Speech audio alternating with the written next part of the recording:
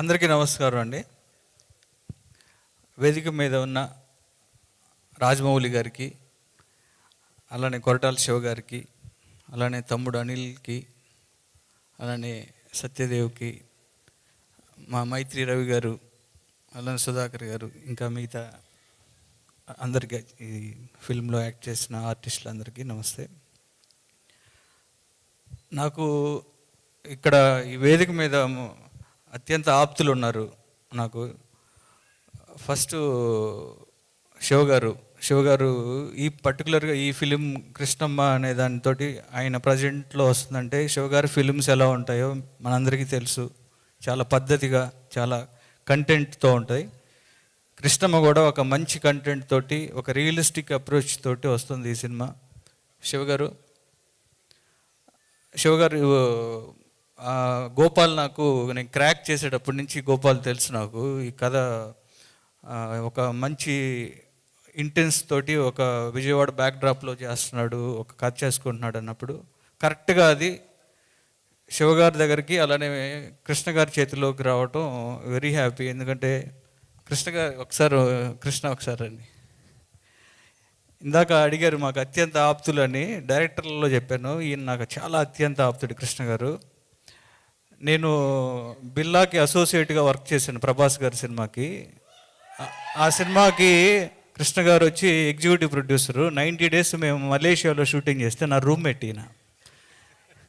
అంటే ఈయన ఎప్పుడు నిద్రపోయేవాడో తెలిసేది కదా నాకు అసలు. 90 రోజులు నాన్ స్టాప్గా ఒక షూటింగ్ చేయటం అంటే గ్యాప్ లేకుండా. కృష్ణ గారు ఆ రోజే సినిమా అంటే చాలా ప్యాషన్తో ఉండేవాడు. ఈయనకి ఇండస్ట్రీలో కృష్ణ గారికి చాలా మంచి మిత్రులు ఉన్నారు. శివ గారికి లాగా, తర్వాత నేను కానీ, లేకపోతే హరీష్ కానీ, అంతా మన మత్స్యరవితోటి కూడా జవాన్ సినిమా చేశాడు. నాకు కూడా ఒక బాధ్యత ఉంది, తప్పకుండా కృష్ణ గారితో నేను ఒక సినిమా చేస్తాను ఫ్యూచర్లో.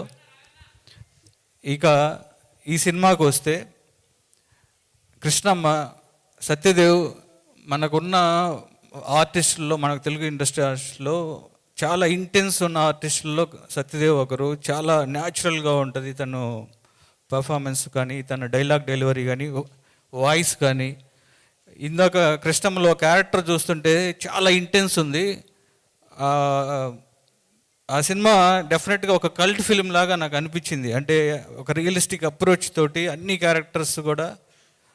క్యారెక్టర్స్ కనపడుతూ ఉన్నాయి. ఒక మంచి సినిమా అవ్వాలని నీకు మనస్ఫూర్తిగా కోరుకుంటున్నాను బ్రదర్. అలాగే నాకు సినిమా ఇండస్ట్రీలోకి వచ్చినప్పుడు, రాకముందు కూడా నాకు ఒక వాయిస్ అంటే నాకు చాలా ఇష్టం. వందే మాత్రం శ్రీనివాస్ గారు రాములమ్మ అని ఒక బ్యాక్గ్రౌండ్లో ఒక సాంగ్ పాడినా, లేకపోతే జయమణిధరాలో ఒక వందే మాత్రం గారితో ఒక హమ్మింగ్ వచ్చేది, చాలా హాంటింగ్ ఉండేది. అసలు వందే మాత్రం వాయిస్ వస్తే నేను అలర్ట్ అయిపోయేవాడిని. అలా ఈ మధ్య కాలంలో కాలభైరవ వాయిస్ వింటే, బ్రదర్ నిజంగా చెప్తున్నా, ఇక్కడ రాజమౌళి గారు ఉన్నారని చెప్పట్లేదు, నాకు మీ వాయిస్ చాలా ఇష్టం. మళ్ళా నేను ఎక్కడైనా లో ఉంటే నేను దండాలయ సాంగ్ వింటాను, లేదంటే RRR సాంగ్ వింటాను. Extraordinary, I'm fan of your voice. And ఇప్పుడు ఈ సినిమాకి మ్యూజిక్ చేశారు, బ్యాక్గ్రౌండ్ స్కోర్ ఎక్స్ట్రాడినరీ ఉంది. ఫస్ట్ సాలిడ్ బీట్తో స్టార్ట్ అయింది. అండ్ ఈ సినిమా ట్రైలర్ చూసినప్పుడు పర్టికులర్గా సిఐ క్యారెక్టర్ ఎవరు చేశాడు, సూపర్ ఆయన. ఇక మిగతా అందరూ కూడా చాలా ఇంటెన్స్ ఉంది. ఈ సినిమా May 10న రిలీజ్ అవుతుంది. సినిమా పెద్ద హిట్ అవ్వాలని మనస్ఫూర్తిగా కోరుకుంటూ థ్యాంక్ యూ గోపి గారు.